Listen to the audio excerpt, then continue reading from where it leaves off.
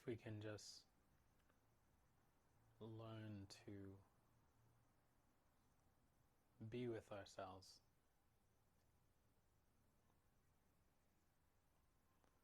then anything that presents itself as an obstacle, there's a greater chance that we don't freak out and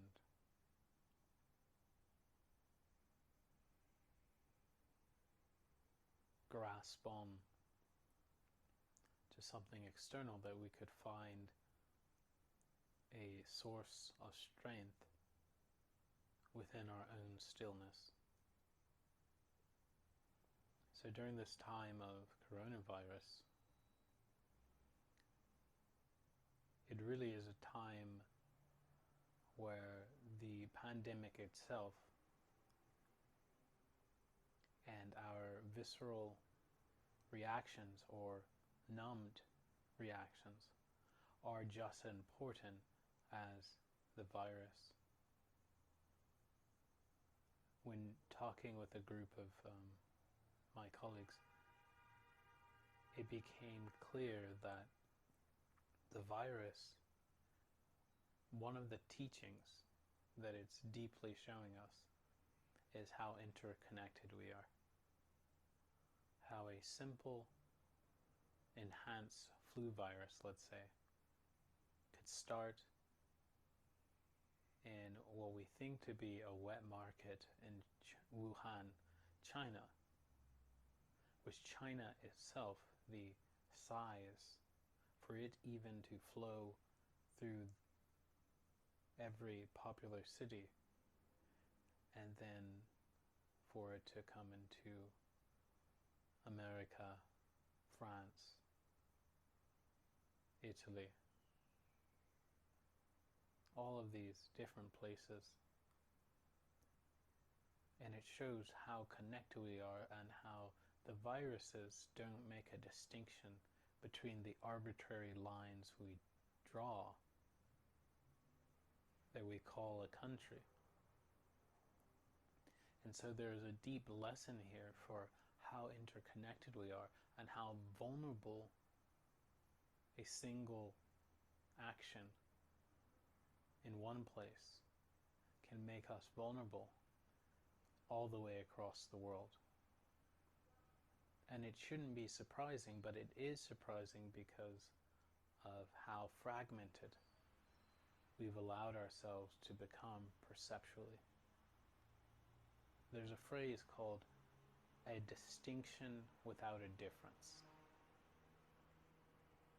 And that is exactly what the virus is illuminating. Is that we are all connected. And one person in Wuhan who first person to have the virus, could probably never have expected it to make its way around the whole entire world.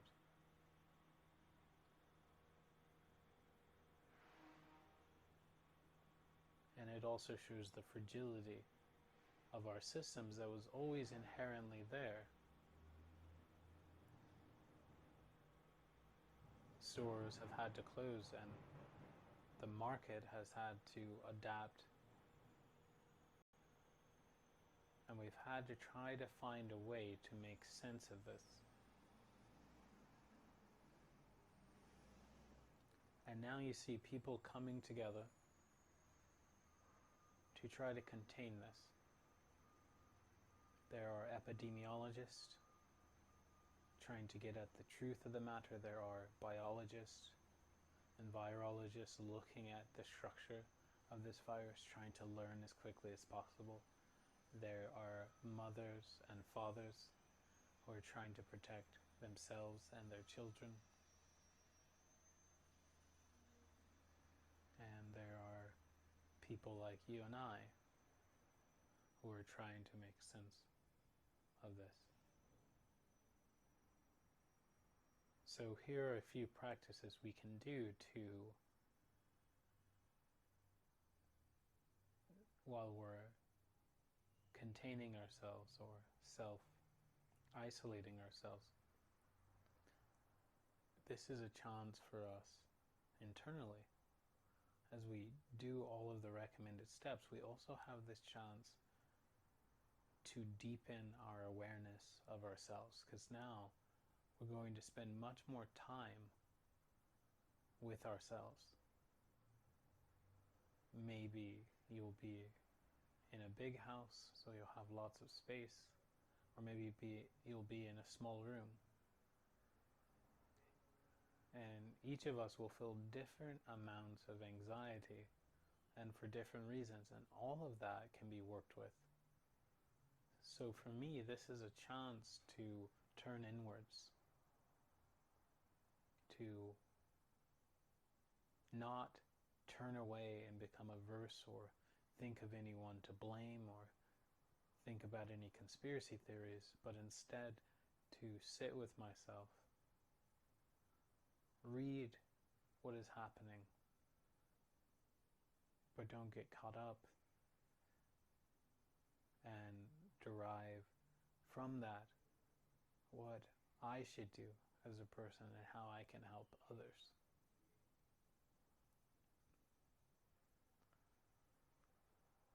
So,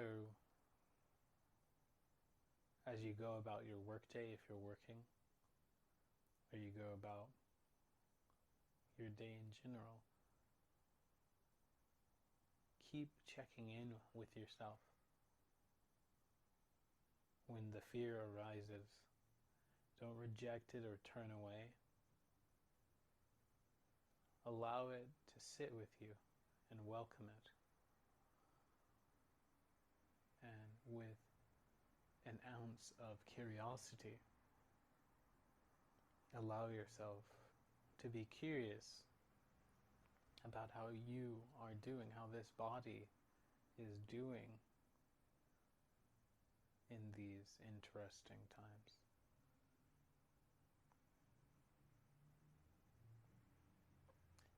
And continue, as you continue to look inwards, we only hope that it can enable us to be there for others who are struggling in different ways as well. I also recommend coming back to the breath when you can.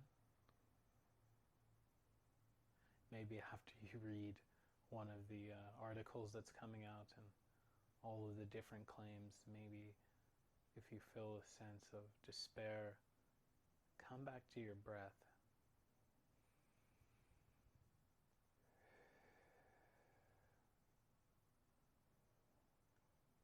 And allow yourself to be whole. Allow yourself to be whole and contented, and accepting what is, while also making sure you engage in actions such as washing your hands and keeping proximity from people, enough proximity, and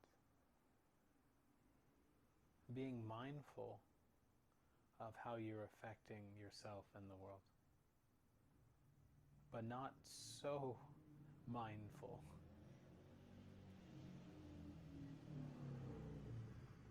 that you become paranoid. So this is the balance, and we all have to find it for ourselves.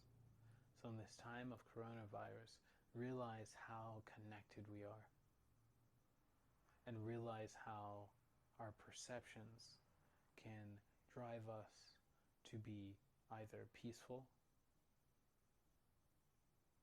but doing the correct actions to help ourselves and others, or how it can allow us to do the same actions, same behaviors, but feel freaked out,